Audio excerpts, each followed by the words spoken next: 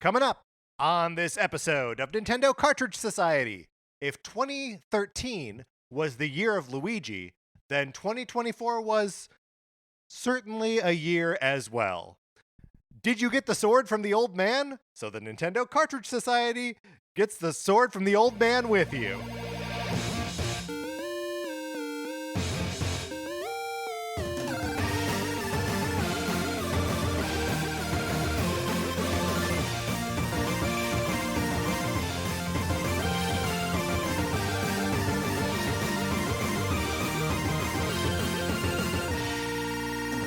Welcome to Nintendo Cartridge Society. My name is Patrick Ellers, and I am joined, as I am always joined, by my co-host, Mark Mitchell. Mark, how's it going? It's going great. Wow, I can't believe that we're at the end of 2024, and to think that this time next year, we probably will be playing a Switch 2.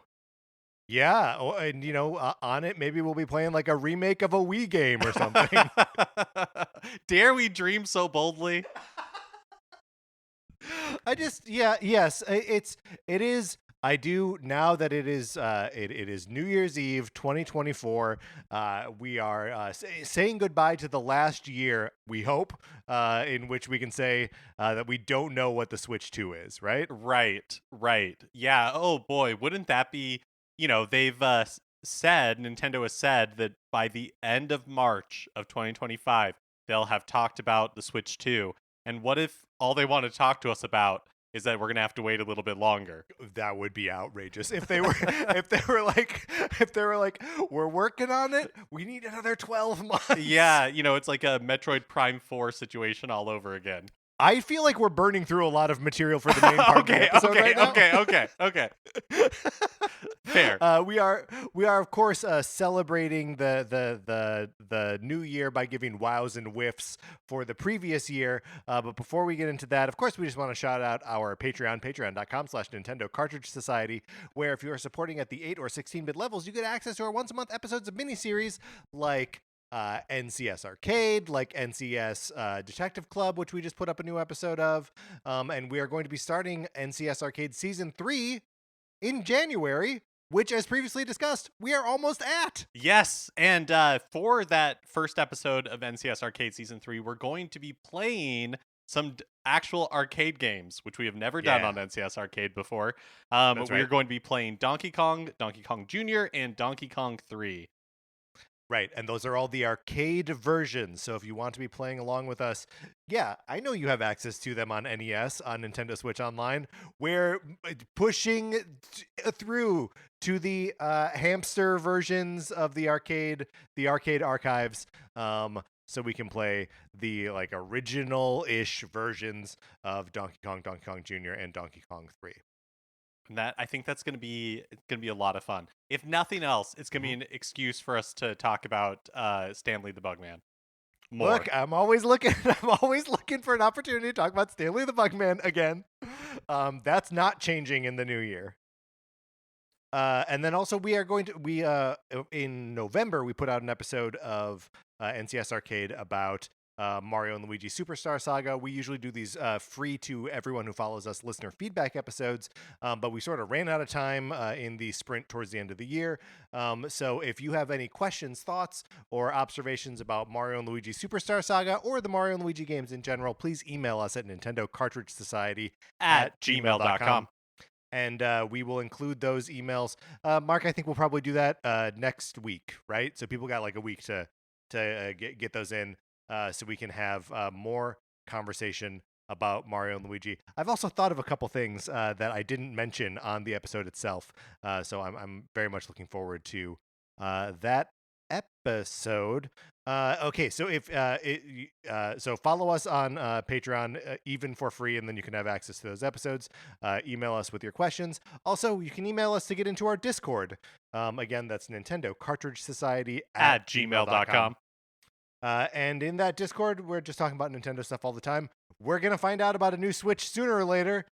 So, help decode the breadcrumb clues that we get in that Discord. Mark, are you ready to celebrate the year? Yeah, let's do it. Let's do it.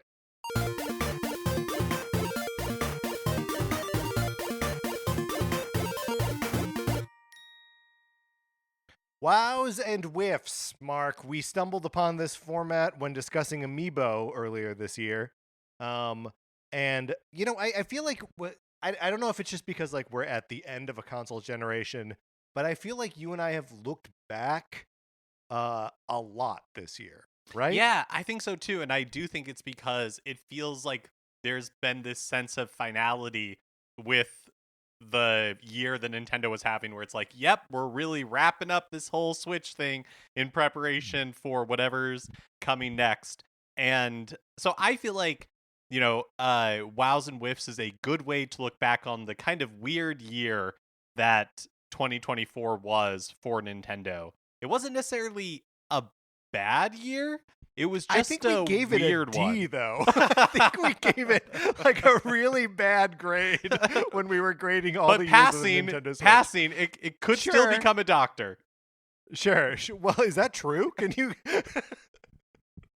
I mean, I guess Dr. Goomba Tower got his Right. doctorate somehow. Yep. How good could his grades be? But yeah, I totally agree that like there are obviously some things that we liked about this year, and there are lots of places I think where you and I struggled with the year. And even just now we were talking about like I'm not really playing anything right now. And this is like the time of year that's kind of perfect for like catching up on things you didn't get to, and all the things that I didn't get to, I'm like, yeah, okay, fine, good. So yeah, it's we just as we did before, our goal here is to have 5 wows and 5 whiffs each. I imagine we'll have some overlap. But I also wonder if I'm going to have something that I have as a wow that you have as a whiff. Like, I think it's possible, right? I think it's possible too. It's totally that type of year. I also have at least one bullet point and really like two that fall in both categories, where it's like, well, this is Amazing. in some respects a wow and in some respects a whiff. Although I have to be honest, like when I was thinking of my lists, I had a more difficult time coming up with whiffs than I had coming up with wows. And it's not because I feel like this was an A plus, like unimpeachable year for Nintendo. It I think maybe it's just because like we all understand that it's a transition year. Absolutely. Well, and so last time we did this, did we do wows first and then whiffs, or did we? How I did we think do so. this? I think we did. I Okay. think we did wows. Like you did a wow, I did a wow, then Right. we would do whiffs. And we Oh, I kind of see. like So we did it complimented all like that. sandwiched it. Yes. I remember. Okay. So I want to go first with a wow, and then you'll do wow, and then a whiff, and then it'll come back to me for a whiff. Yeah, Okay. that's right. But I just want to because I feel like this my first wow is sort of like the point that we're tap dancing around right now, and it's that for the year that it was, I'm calling it a life raft year. Which is the we're in the final year of the Switch's life cycle, and everyone knows it, right? That we are just like aware, not just that like the thing is long in the tooth, but we're like, this is it. This is the final year. We never really wanted for a new Nintendo release. We may have wanted for higher quality Nintendo releases, but they kept coming out like games that were notable, even if they weren't great. There was always something. We got, with like the number of games with Mario, Luigi, or Princess Peach in the title, or Zelda, right? Like we got like 5 or 6 of those games that had like mainstay Nintendo characters front and center, and then a bunch of other like little weird stuff.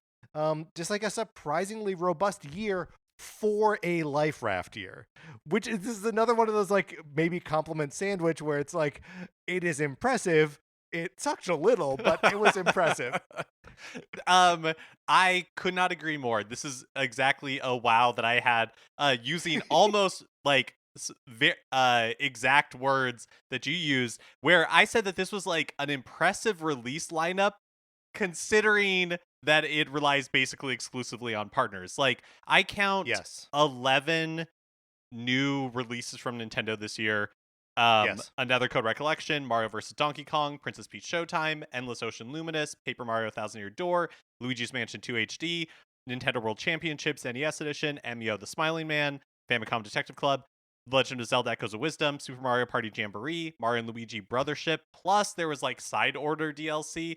So right? Yeah, like you said, we were never wanting for a new Nintendo game, even if we were wanting for a higher quality Nintendo game or, Right. like a more wow experience. But compare it to the Nintendo 3DS years or the Wii U years where you would go months without a Nintendo first party release. And this Yes. is this is not even exhausting Nintendo's, like, I would say, like A tier partnerships that they have. Right.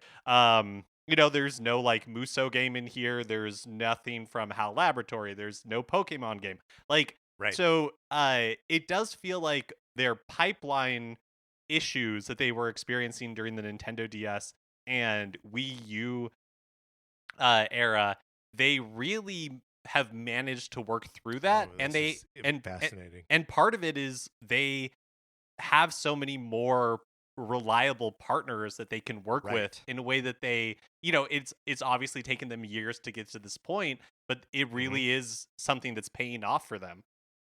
Let me ask you this, and we have been saying this kind of forever, and that like it was the promise of the Nintendo Switch that like since they are collapsing their handheld and console business into a single piece of hardware, if that means that we would get more games because they could release games that were on the scale of a handheld game, and we didn't see that, we didn't see that. I'm actually sort of wondering now if like, well, yeah, could you maybe say that like Emio and like Princess Peach Showtime and Nintendo World Championships, if those are like along the scale of a handheld game?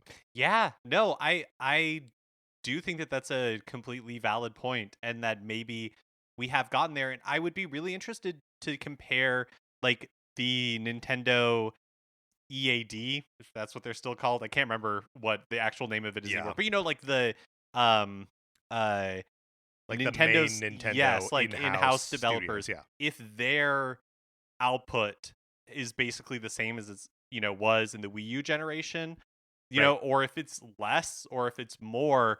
And really what Nintendo's just been able to do is find partners that they trust that are able to like handle games for them that fill out that library and just give their in-house development teams more breathing right. room Yeah, to, like release games in a way that, I mean, the GameCube era, they had to rush out Super Mario Sunshine. They had to rush out Wind Wind Waker. Waker Hmm. because there was nothing, they didn't have anything else to fill those gaps.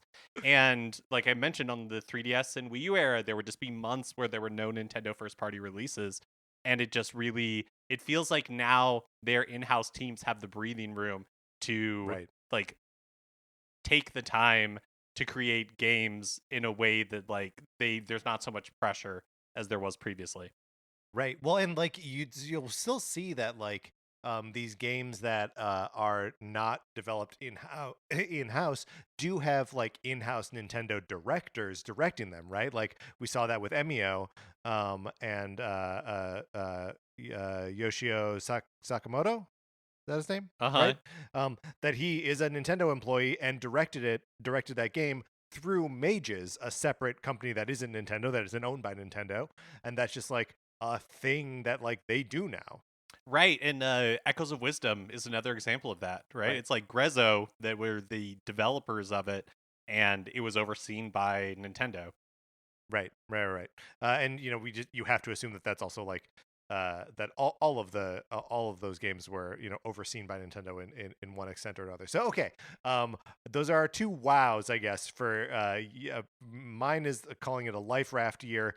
Yours is noting the sort of like partner releases of first party games. Um, and yeah, I think we can both like acknowledge those as like pretty fantastic qualities for the game releases this year. Yeah, a really remarkable achievement again for what a crappy year was overall. Yeah, yeah. Well, I mean, let's not sugarcoat it. Like that's we wanted more from the year, but what are you gonna do? well, and so this is kind of my first whiff. That leads into my Yeah, first whiff, which is that I feel like one thing that was missing this year in through all these releases was that there was no what I'm calling wide appeal first party release, it felt like a year that really played to certain niche audiences. And, like Sure. if you were in those niches, it it felt remarkable. Like when Emio was announced, we lost our minds, right? Like a new like Famicom Right. Detective Club game. But that's a very small audience. I feel the same way about like Another Code. Like that they Yes. brought those games back. I enjoyed my time playing it, but these are not wide appeal releases. These are not Nintendo's bread and butter. Even something maybe you could make an argument for Super Mario Party Jamboree. Like That it's was going to be my counter. Yeah. but even, I feel like it's obviously going to sell really well. But even something like Echoes of Wisdom, like a Right. It's 2D a twist Zelda, on it. yeah, Yeah. it's going to have like a smaller audience, still a large audience, but it's not that mass appeal game like a Mario Kart or a new Mario platformer or a 3D Legend of Zelda game. And I felt like Right. that's something that we just lacked the entire year was that one kind of mass appeal first party release. Yep, yep. I mean, and it's a year wherein they put out two different Mario RPGs, right? Right, right. Like that. If that's not like the most niche kind of thing, it's there should be studies done about how strange it is that at some point they were like, Mario, yeah, he can be in an RPG. The guy, the guy who's like the games are all about him running and jumping. Like, yeah, he could also like have a skill tree or something. I don't know. Doesn't make any sense. Um, but yeah, no, I've played a surprising amount of Super Mario Party Jamboree. At this point, I think I've played 6 full games of it, which is more than any Mario Party I've played since the original on Nintendo 64. And Mark, I finally won one. Whoa, Thank you. congratulations. Yeah, Thank wow. you. It feels hollow and meaningless as all Mario Party victories do. But like I don't know, the game is good. Like I enjoy it, and I think it's better than any of the Mario parties I've played before. Which I don't think I would necessarily say about any. I tend to think that these kinds of releases just like get better with each game. But Mario Jamboree is, I think, like genuinely good and like a good wide appeal game. I'll be interested to see how it's sold when we get those numbers. Yeah, totally. Totally.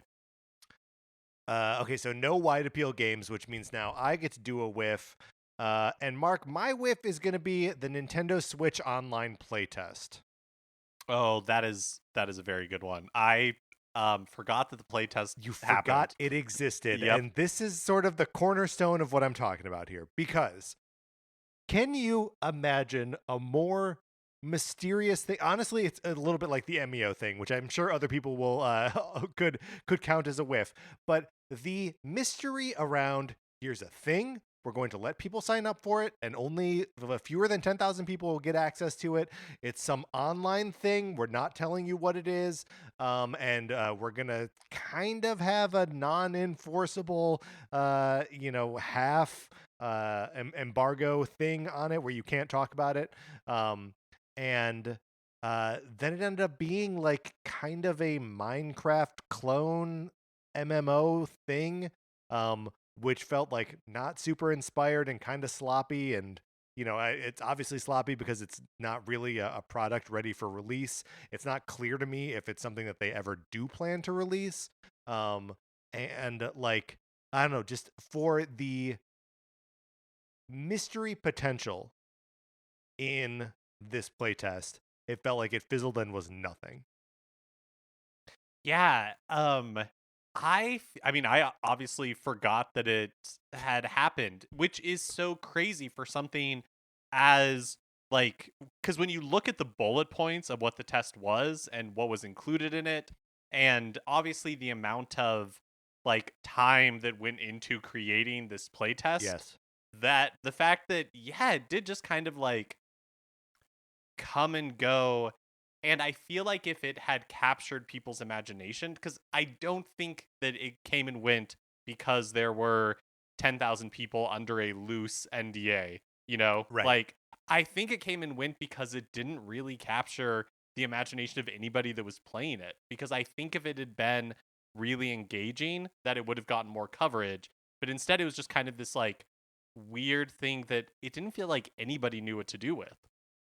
Yeah, I mean, if it was something impressive, there would have been articles being like, what is this thing that Nintendo's got cooking, right? Or like, we can't wait to see what this will actually turn into. And it was kind of like, it was like a collective shrug, right? Like, it was a little bit like everybody 1-2 switch being like stealth revealed by Imran Khan, right? Like, it was that same sort of like, I guess Nintendo's working on this and we don't know why. Right. Yeah. And like you said, it will be interesting to see in the future, maybe in 2025, maybe never.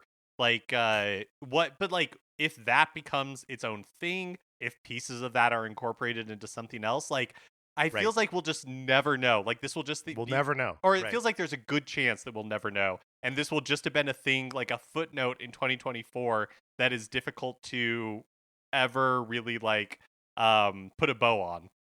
Right. It'll appear on our ABCs of Nintendo Switch in 30 years. That's right. That's right. When we're just like reaching for the most obscure things that we can think of.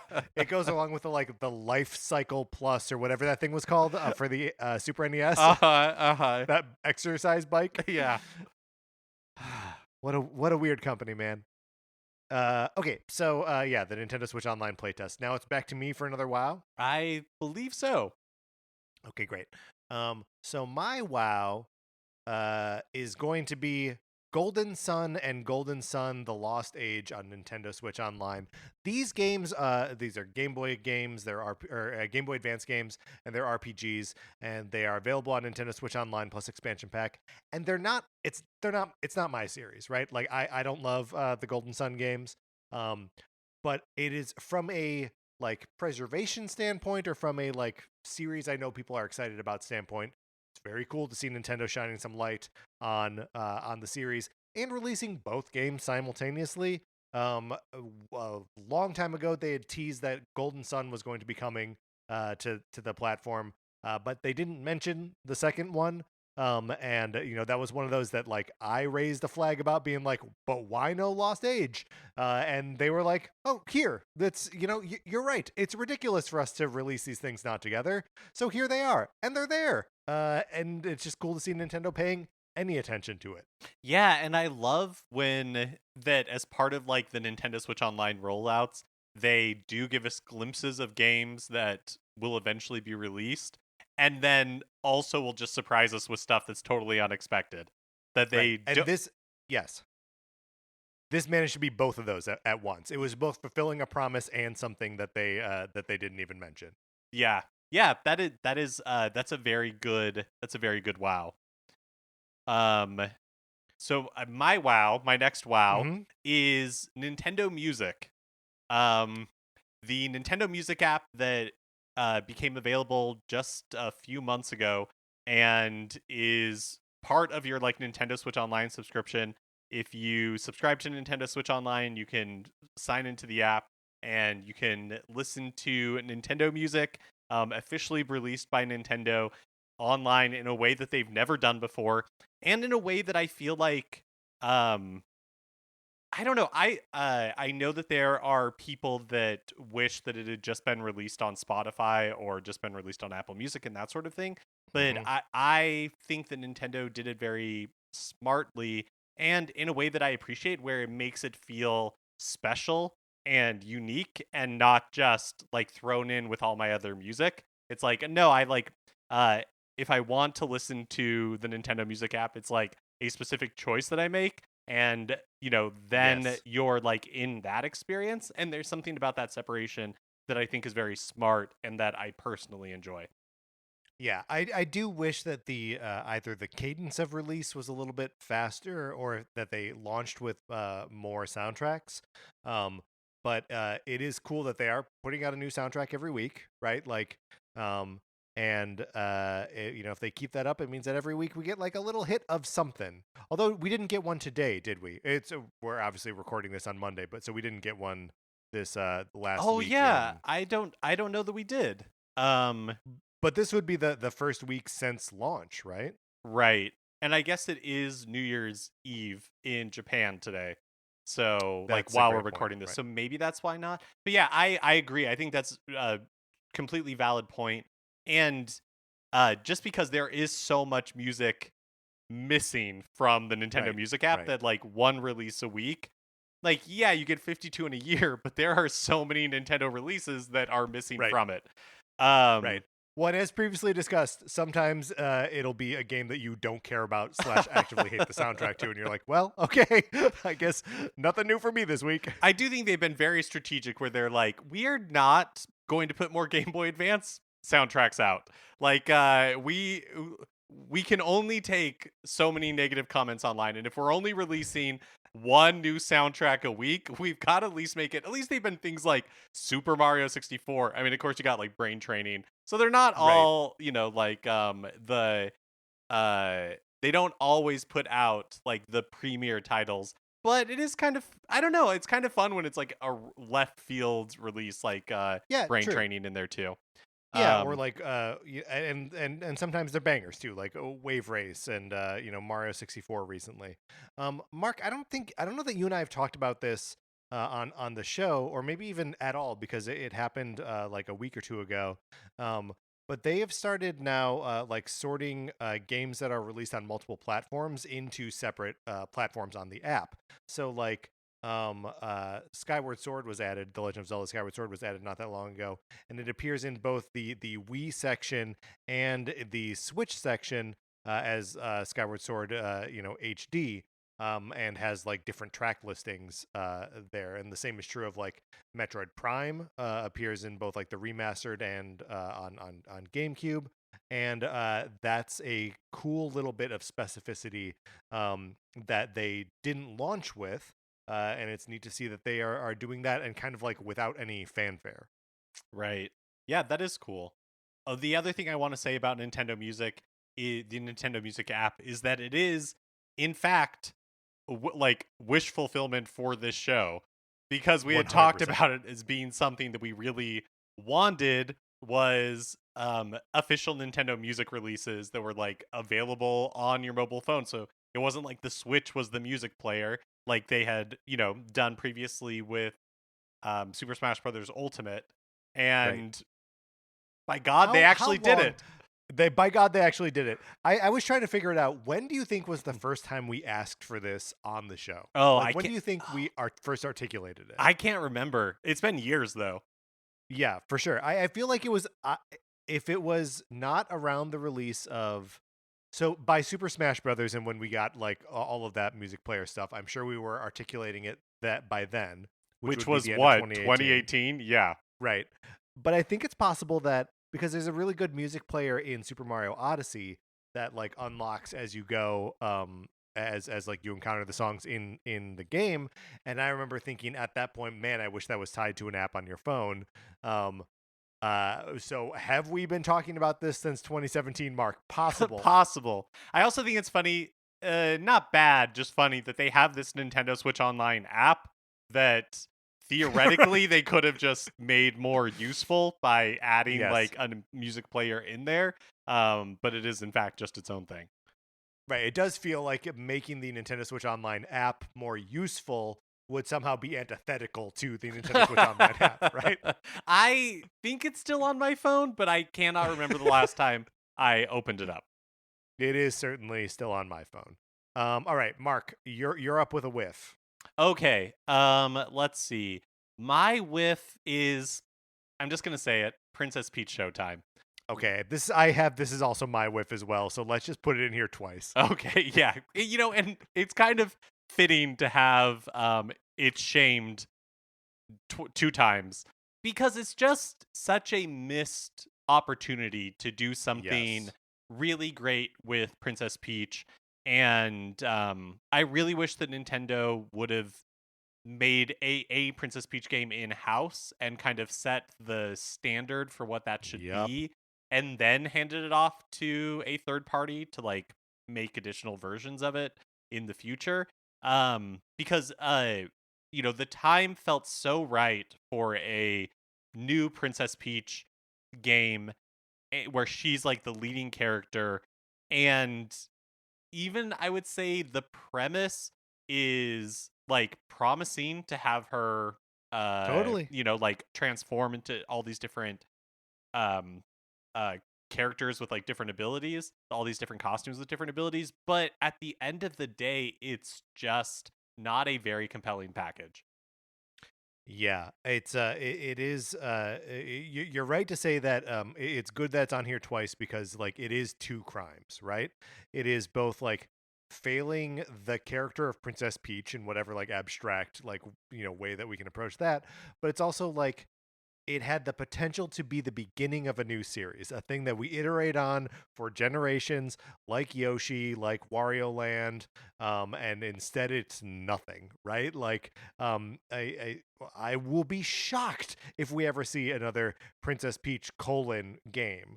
The next one, the next if they do another game where she's at the center, they gotta rebrand it because like this left no impact. Is a game that like isn't good and isn't fun, and like they didn't release amiibos for it. There's no DLC for it, not that there was for like anything that came out this year. Um, but like I don't know, just like what a bummer from top to bottom. Yeah, just a real missed opportunity. I think that's the thing that is so disappointing about it. Yeah, it also, in a way, was just like exemplary of like everything that was wrong about Switch games this year. Where where things were wrong.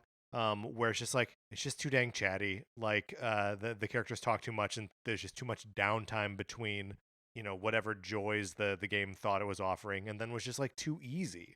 Um, like a totally frictionless experience, and not in a way that felt like empowering, but just in a way that made the whole game feel like work. Well, especially because later, just a few months later, um, Nintendo would show that they could do this right. And, Yes. and so it Right. just makes Princess Peach Showtime look even worse. Yeah. Yeah. I absolutely agree. And you and I feel like I don't know if we had like blinders on or we just like believed in Nintendo or what. But like I think you and I were both like kind of excited, or at least like we weren't going in, we definitely weren't going into Showtime expecting it to be bad, right? I think we were both hoping to have a good time, or at least like sort through what was in there and like rescue the good time from it. Um, but by the time I finished the game, I just hated it. Like, Yeah, and I didn't react as strongly to it as you did. Like right, I didn't hate it, but I definitely didn't love it, and I definitely right, wasn't like eager to play more. And I like as soon as I rolled credits on it, I put it down. I haven't really ever right. had any desire to go back to it. The sign should have been there for me though, because I don't really I don't think I like any good feel developed game, Right. and this just continued that streak for me personally. You haven't spent any time with Yoshi's Woolly World, but Yeah, that's we'll let true. that go. That's true. That game's genuinely good. I will maintain. Um, but yeah, what a disappointment, Princess Peach Showtime.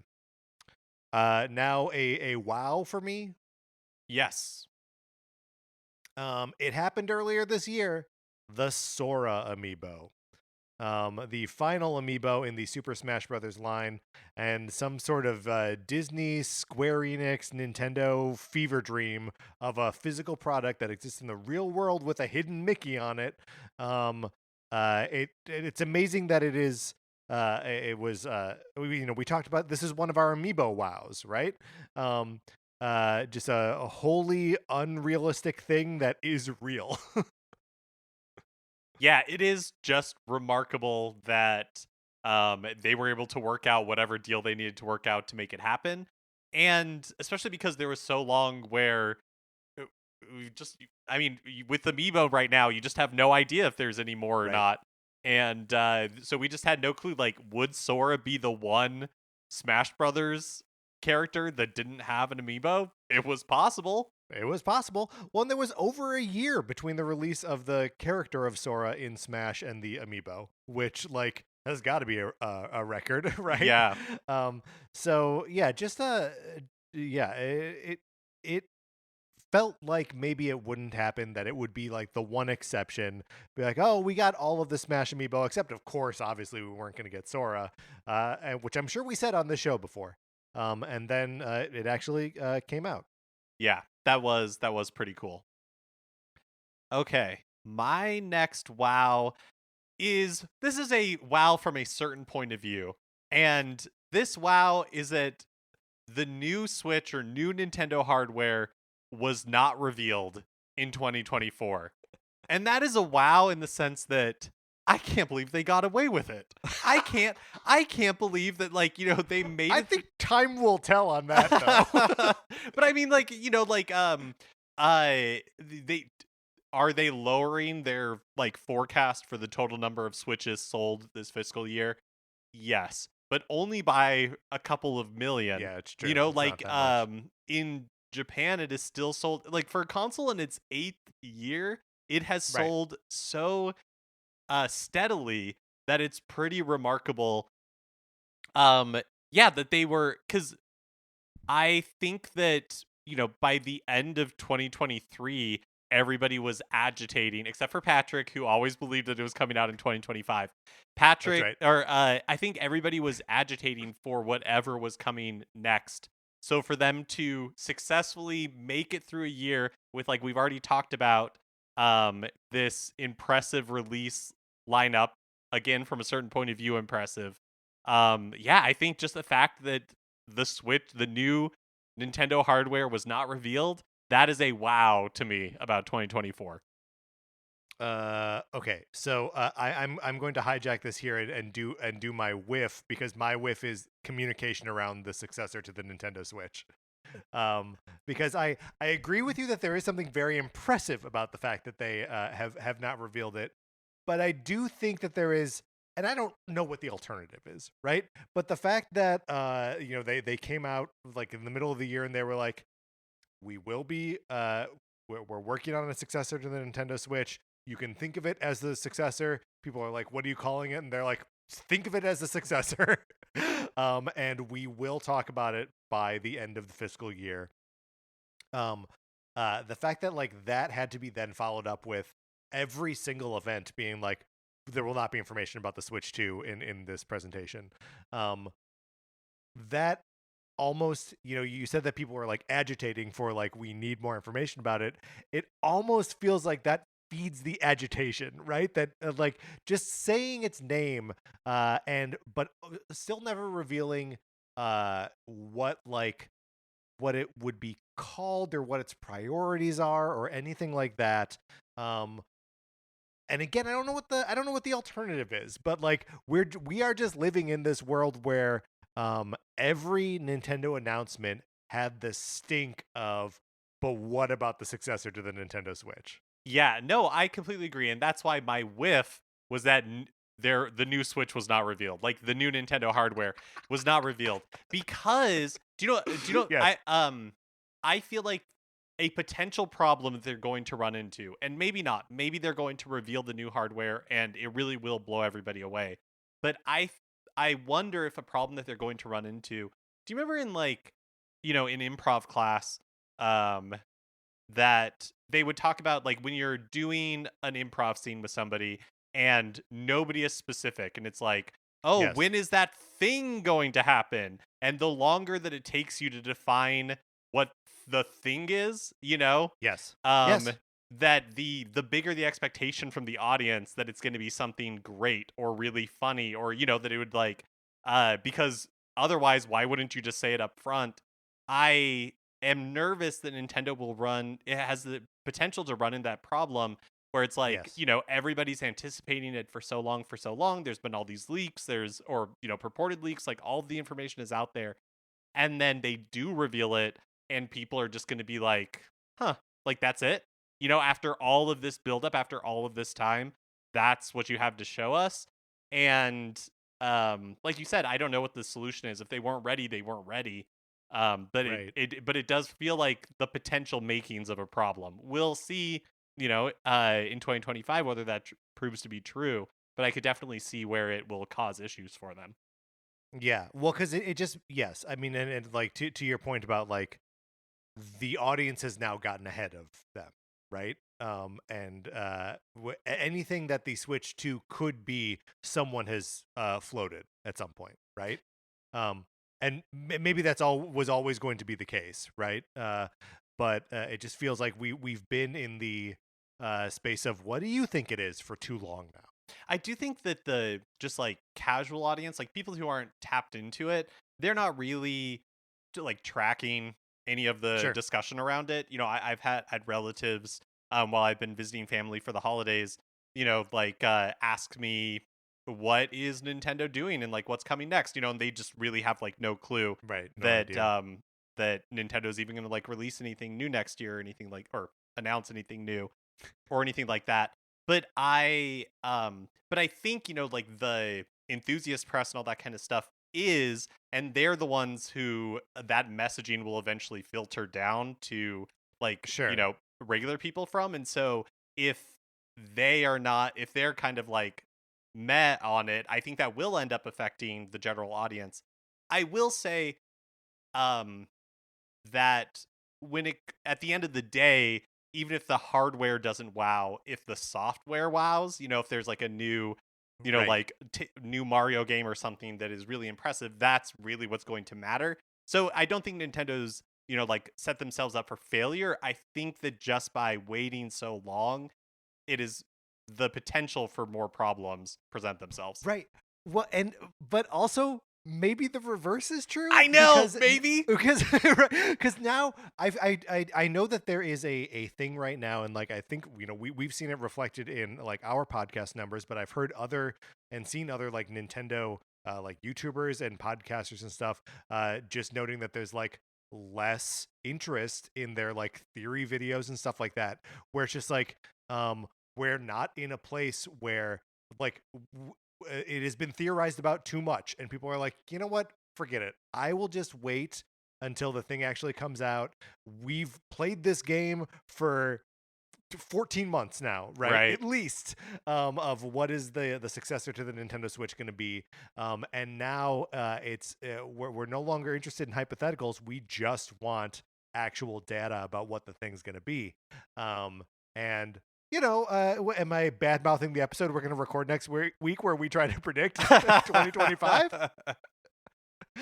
I think we should still do it, but it's a real issue that at this point, the hardcore enthusiast dorks are maybe tired of trying to figure out what it's going to be. Yeah, I think that's true. So yeah, will the Switch successor not being revealed in 2024 end up being like a wow or a whiff? I don't think we really know at this point.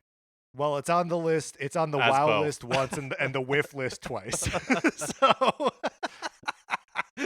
all right, I'll throw out another wow. How about that? Sounds good. Okay.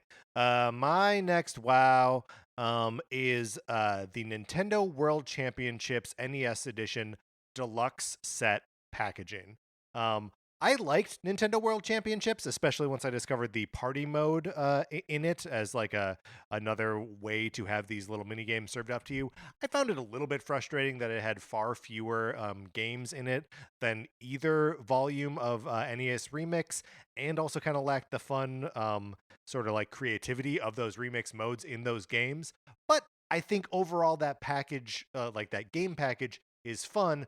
But even more fun was the box it came in when you got like the collector's. It's called the deluxe set, which had like the gold NES cart, and it had those pins, which were like the same as the pins in the game, and those like cards that each represented like the 13 NES games inside it. It's a really smart, cool looking package that I'm gonna like keep forever and like have displayed somewhere. So while the game itself was like very cool, but not as cool as it could have been, I think that package was about as cool as it could have been. Yeah, absolutely. This is for whatever reason the year that I started buying special editions. Like I bought I know. I never ever like bought special editions or really like physical games. And this year I got the Emio one from Japan, and I got the NES edition, like deluxe edition, or sorry, the Nintendo World Championships NES edition deluxe version. Um Yes. and but yeah, I agree. It was like it's a really attractive package. It hits all those nostalgia buttons for me, for sure. Yep. Yep. And yeah. Yes. Okay.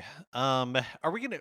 Can we do some honorable mentions at the end? Because I think I'm gonna Yeah, have more than. absolutely. Okay. Then in that case, I. You know what? I've just got to be true to my heart, and that is a wow for me was a new Famicom Detective Club game, Hell and yeah. Emio the Smiling Man. The fact that we got a new one again after years of kind of like wishing it would happen after we played the remakes that released in 2021 and just had like such a fun time with them despite their frustrations. Like the idea of getting Right. a new one of them was uh appealing, even though we had no idea if it was ever going to happen or not. And then Nintendo released this kind of like mystery teaser, and my mind didn't even like it didn't even seem possible that to be a new Famicom Detective Club game. I didn't even think about it. I didn't even consider it a possibility. And so that's Right. when it turned out to be. It was awesome. I know so many people were excited, were disappointed, but it Yes. was like such amazing news for me. And then the game came out and I loved it. Like I thought it was so good and delivered on that promise of what we hoped, which was, taking the things we liked about Famicom Detective Club and making it a more modern, more approachable experience. I thought the story was really Not excellent. right. And like not all the way, right? Like it wasn't like totally modernized with uh it still had some of like the edges that made it distinctly Famicom Detective Club, right? Um which are frustrating gameplay things, but like it's such an easier game to play than the other two. Yeah, that's a really good way to put it because the game still loves to toy with you. Like it's gonna Right. make you sit at a bus stop and just kind of like click around forever because that's the kind of game. Which I loved. Yeah, that's the kind of game it is. But what it removed was those frustrating moments where it's like, okay, I literally have no idea what I'm supposed to be doing, and I Right. feel like I've done everything, and the game is like, you have, but you haven't done everything 4 times. You have to do Like everything 4 times. yeah, and Yes. so I feel like the game was so much better in that way. Plus, the narrative I think was the most complete and complex of all of them. I just really loved it. I'm so glad it exists, and so yeah, that was a definite wow for me. Yeah, I also think the formal thing at the end of the game, the sort of like extra chapter that happens after, which I'm dancing around as to not spoil anything. It is a thing totally worth your experience if you've not played Emio the Smiling Man yet. And I'm someone who famously doesn't believe in spoilers, but I don't want to spoil how this plays out. Is just so cool and one of the like most satisfying narrative things I think I experienced this year um in any medium. So yeah, I loved Emio and just the fact there was a new Famicom Detective Club game is feels great. Yeah. It feels great to be us this year. Sometimes. So I think that brings me to a whiff, right? Oh yeah. And Oh yeah. this is actually my final whiff. I only have four. I only Oh have okay. four. And I'm gonna be completely honest, this is a petty, petty, petty whiff. And yet it is Perfect. I one love it. Don't change a thing. and yet it is one that I feel, and that is Nintendo San Francisco, the new store that's been announced for the United States, coming to Yes. Northern California. I think in the later half of 2025. So Mhm. that there's Nintendo New York, and then Nintendo announced that they're going to be building a new flagship store on the West Coast, in San Francisco. And I do not begrudge the good people of the Bay Area. They deserve a Nintendo store just as much as everybody else does. But really, Maybe not as much as us. you could have put it in Los Angeles. Come on. There's Put it in Los Angeles. Because the thing is, okay, in LA, we do, of course, have Universal Studios Hollywood, right? Right, And right. so there are, there's the Super Nintendo World stores, both in Universal City Walk and in the park itself. But they are bad Yeah, the and merchandise full is of products crappy. Yeah. yeah, that are no good. So, yes, I agree. Like we have this consolation prize now. Like I would rather have the real store than like the amusement park. I know, or at least like put it in Bakersfield. Like put it somewhere we can all just like, Oh, sure. access it. A compromise that nobody likes. Put it in Barstow. But no, obviously, I think when it opens next year, we will of course have to go and visit friends in the Right. Bay Area and experience the Nintendo store together. But yeah, so it's petty. I know, but that's my whiff. Nintendo San I Francisco. I think that is a perfect whiff, Mark. Um, because I also here's my whiff, and it feels, if not similarly petty, it feels like kind of nitpicky, right? It is the Metroid Prime 4 Beyond reveal trailer, kind of just acknowledging the fact that it's a Metroid Prime game, There's right? a lot of buildup for, like a good looking Metroid Prime game, but That is still just a Metroid Prime game. Like, hey, I'm excited that it exists. I'm excited that it's still called Prime. I guess I sort of like that they're keeping the continuity of Silex being in the game. You explore, you scan, you shoot. It is recognizably a Metroid Prime game, but they did not drop like the hook, right, right? It's the Mario Odyssey trailer before we see Cappy, right? right. And it's just like, what? I don't, all that does is just like say again that, like, yeah, Retro made this game, and not like why I should be excited about it, other than everything that we already knew about it, and that just, and they're not ready to talk about it or whatever. They know the hook though. They can tease the hook, and I just feel like, if there is one, maybe there isn't one. Maybe it is just a Metroid Prime game.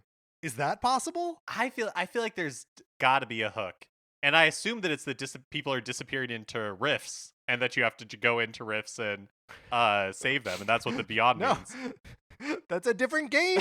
We played it. It has Zelda in it. But no, yeah, I totally see where you're coming from. I feel like in some ways it's just a relief to have the information that the game exists still, and that Right. like it's targeted for release next year. Um but I agree that like the trailer looked good, but it didn't look like anything other than a Metroid Prime game to me. Yes. And so, yes, I also am like really interested to know what the hook is. Right. And it's not as though I saw the trailer and I was like, not going to play that. Right, Like, right. I will. I absolutely will. And I'll be excited when it comes out and when they tell me what's like new and special and different about it.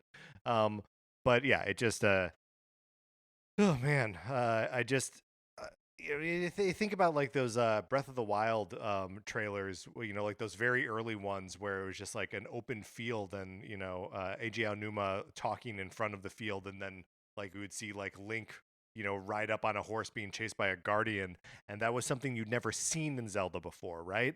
And there was just nothing even remotely like that But in this trailer. I think that's true, but I feel like they are kind of in a difficult. We'll see what the game turns out to be, but I feel like they're in a little bit Right. of a difficult spot because there hasn't been one for so long, and people are really excited about a Metroid Prime game specifically, and so Yeah. I wonder how much they can tinker with the formula.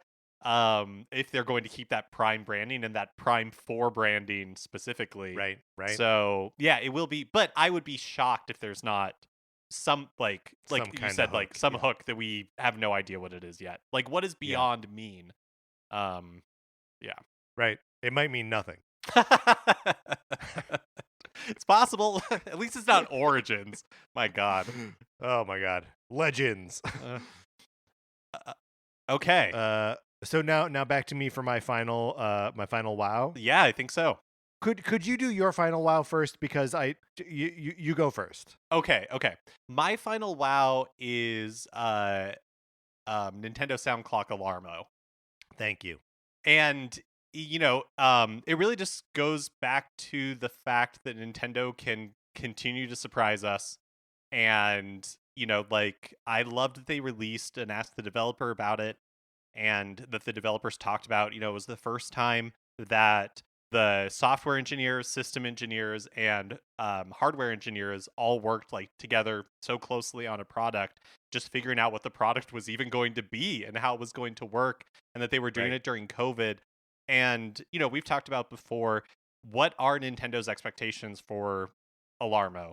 You know, like they how many do they intend to sell? Does it matter to them? Because it feels like the real benefit from their perspective was getting those three teams to like work together in a new Yes. way and like the learning out of that. And like I love that there's just this weird new product thing, you know, Hmm. that Nintendo still does that. That's the stuff that I love about Nintendo is just when they do something weird. And it's like weird but in a thoughtful way. And is mine ever coming out of the box? I don't know. Probably someday when I, just want like a clock. I can't imagine using it in its intended purpose, but I bought one before I even watched the trailer because it was just like I Need it. Right. I have got to have this weird thing because it's possible that, nothing will ever come of it other than it just existing. And I love that. Right. Well, and this, because we talk about video games on this podcast, we talk a lot about, or we kind of brush up against like layoffs and like downsizing and those sort of idle rooms where they put developers that they can't fire, in Japanese companies, um, and that Nintendo is sort of notorious for like not really doing that, especially on with their Japanese staff. They're freelancers in the states a little different, but uh, Alarmo feels like the sort of quintessential like we need to just like keep people busy and engaged and like developing something new and interesting, even if we don't have like a clear line to market with it, right? And even in its final form, it is truly like, who is Alarmo for? And like, if the answer is like to keep smart and fun, interesting people employed, I'm like, yeah, okay, awesome. Fire away. Give me that dumb clock. I'll pay $100 for it. Who cares? Yeah, exactly. And I feel like it's just a good reminder that Nintendo is not, they don't see themselves as a video game company. They Right, see themselves as a toy company that makes video games and sometimes weird things like Alarmo. right. And Alarmo does a really nice job of just like embracing the like little chunks of IP that like Nintendo, that like it has Mario music, it has Zelda music, it has Pikmin music, and just as like another way to like for Nintendo to celebrate itself um, in this weird little package. It's all just really appealing. It's also like uh was it like within the same week as the Nintendo Switch Online um, Playtest, playtest, I think it was. Yeah, I think it was all happening in October. and both like exclusive to NSO subscribers, where like these two things felt like they were coming out of the same canon, but like one of them I found effective and the other one I was annoyed by. Yeah. Yeah. Nintendo Sound Clock Alarmos. I love that. Mark, for my final wow, I had also had the Nintendo Music app earlier in mind, so I'm gonna call an audible here. And I think I liked this game more than most people, but I'm just gonna say, Echoes of Wisdom. I really really enjoyed The Legend of Zelda: Echoes of Wisdom. What a cute game, what a like nonstop like conveyor belt of puzzles that felt like they were difficult for the first 3 seconds you were looking at them, and then imminently solvable in the 2 seconds following, and just like that on repeat over and over again. I know people don't like the menu that was like cumbersome and obtuse, but I loved having too many options. It made me feel like a madman at a buffet, and I could eat it all or none of it. And I just really really enjoyed that game. I liked the music. I thought the graphics were great. Wish the performance was a little bit better.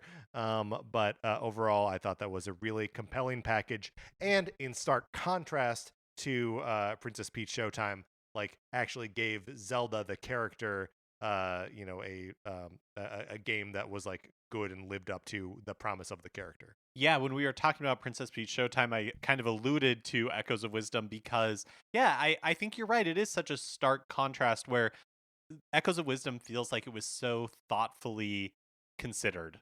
It's like, Yes. how do we make a Legend of Zelda game where Zelda is the main character, and how would that be different from Link, but still feel like organic and true to the character versus Princess Peach Showtime, where it's just like, I don't know, she wears different outfits, like, Right. Right.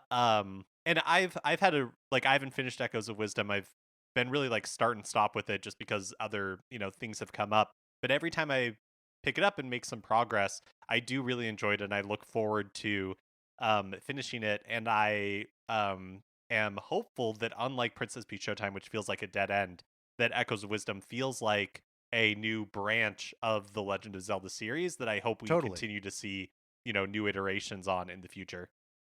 Yep. I hope so too. And then to Whiffs, you said you are done with Whiffs. Yeah, You got no I more I Whiffs. know. I really couldn't, despite it being a weird year. I could not think of a another whiff. So my final whiff is a we got this, but we didn't get this kind of Okay, yeah. kind of whiff. Okay. So it is something of a not thankful for what we got. But Mark, what the heck was up with the Donkey Kong rollout at the end of the year here? Oh, That we got yes.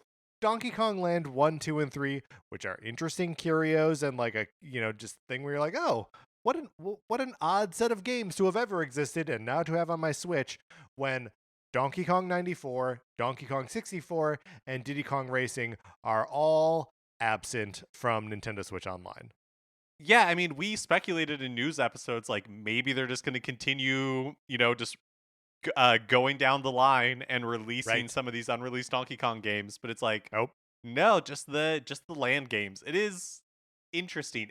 Everything I feel like with Donkey Kong, um, and Nintendo recently is like, uh, feels like it is leading up to something and then never does. Not. And I feel like we Yeah. still have that out there with Donkey Kong Country Returns HD, where it's like, surely this is prepping us for, like the next Donkey Kong game or something. But also, I feel like the football's been pulled away from us so many times that I'm like, at this Yes. point, I'm like, actually, maybe not. Maybe Donkey Kong Country Returns HD is just tiding us over forever. Like, who knows? Forever. That's right. Well, because just as a reminder, we've got no new Donkey Kong game in over a decade. Yeah, and but it feels like they are building up to something, right? Yeah, but There's a Donkey Kong Land at Universal right. Studios Japan now. Like, Donkey Kong is a going concern for them. But Theoretically. yes, well, I mean, I it would hurt my heart a little bit if what they're leading up to is that rumored like Donkey Kong animated spin-off that was Yeah. rumored before the Super Mario Brothers movie released. So who knows if that's like real or not. But hopefully that's not all. Hopefully there's a new Donkey Kong game in our future. Okay, so we only have 9 whiffs, and uh, 2 of those whiffs are repeated. So, for a year that we were ragging on, maybe it wasn't that bad. Marky, it sounds like you have some honorable mentions in WoWs. Do you want to go over those now? Yeah, I think really I only have one, since Echoes of Wisdom and ended up getting named. And I just wanted to give a shout out to Luigi's Mansion 2 HD, a game Yep. that I was basically dumping on from the moment it was announced because I thought it looked bad and low effort, and ended up loving. Maybe behind Emio Yeah. is like my favorite Nintendo Number game 2 of the for the year. year. Yeah. Like, ended up just like couldn't put it down. Thought it was a great time. So just wanted to give Luigi's Mansion 2 HD a shout out.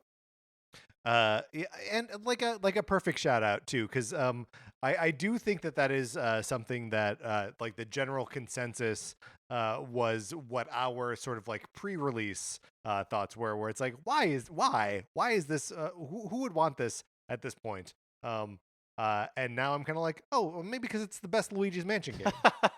I do think it's like while the other wows on my list are more laudatory, I think this one's more like, wow, Luigi's Mansion 2 HD was good. Sure. It's Right, like, you're it's like, a little oh surprised. wow. Uh-huh. Yeah. Yeah. Luigi pulled himself together. Yeah, okay, that's perfect. I don't have any honorable mentions. So let's just review. Let's do the whiffs first, and then we can do the wows. Whiff number one: no wide appeal games. With number 2, the Nintendo Switch Online playtest. Whiffs number 3 and 4 are both Princess Peach Showtime. And whiffs number 5 and 6 are both not revealing the Switch 2. Number 7 is the Nintendo Store San Francisco. Number 8 is Metroid Prime 4 Beyond reveal trailer. And number 9 is the Donkey Kong rollout at the end of the year. Those are our whiffs. Let's do the wows. Mark, you start us. Number 1 is that it was a life raft year. And in conjunction with that, that we saw so many partner releases this year. Number 3 is Golden Sun and Golden Sun: The Lost Age on Nintendo Switch Online. Number 4 is the Nintendo Music app. Number 5 is the Sora amiibo being real and releasing. Number 6, despite the fact that it appeared twice on the whiffs list, is Nintendo not announcing the Switch 2 this year. Number 7 is the Nintendo World Championships NES Edition Deluxe package. Set is what it's called, yeah. Number 8 is Emio, the Smiling Man, Famicom Detective Club. Number 9 is Nintendo Sound Clock Alarmo. Before we finish the list, though, can we just appreciate how great the full name of that thing is? It's very good. It's very good. And then, of course, number 10 is The Legend of Zelda: Echoes of Wisdom. Mark, those are our wows and whiffs. Any final thoughts on this year before we exit it? I'm ready to be closing the book on 2024. Yeah, me too. Let's not dwell on it any further. All right, Mark, let's close this out. Okay, that is going to do it for the final episode of the year. Thank you so much for listening. Thank you so much to our 16-bit patrons, Connor McKay, Patrice Millette, Kyle Seaborn. We appreciate you. We appreciate everyone who's listening to the show and who has listened to us throughout the year and throughout the years. It wouldn't make sense for us to do this without you, so we can't do it without you. Join our Discord if you haven't already. Email us, Nintendo Cartridge Society at gmail.com. And I'll send you an invitation. Anthony DeLuca made our logo. Our theme music is provided by 8-Bit Betty. You can get more of his music by going to 8bitbetty.com or by listening right now. For my co-host, Mark Mitchell, this is Patrick Ellers saying Happy New Year.